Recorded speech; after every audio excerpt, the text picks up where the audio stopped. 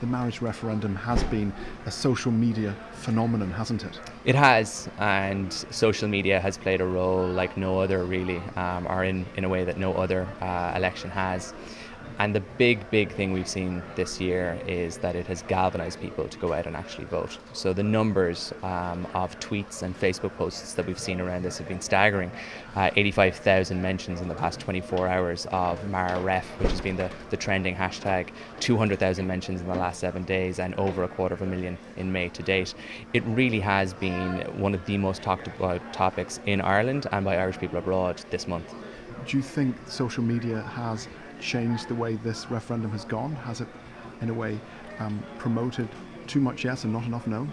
It's certainly impacted the referendum, and again, I think it's not about changing people's opinions or choices. I think that's one thing that social media hasn't done.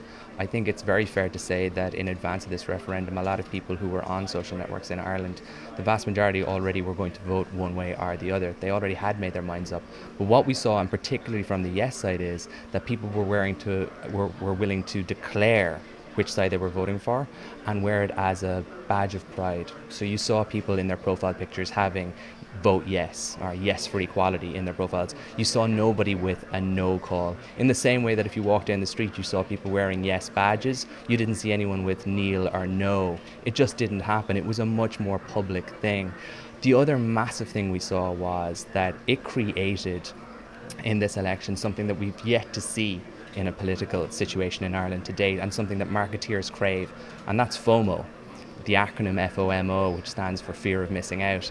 And really what this election did was, and particularly yesterday, and we saw it, Facebook did this extremely well, at the top of your feed you had an option to press a button that said, I have gone to the polling station and voted. And what that happened, or what that caused, was this flurry of people online to press the button upon leaving the polling station and say, I've gone, I've done it. And everyone who's on Facebook and sees something like that in a feed suddenly says, God, I don't want to be left out. I don't want to be the one person out of my group of friends who didn't use their vote.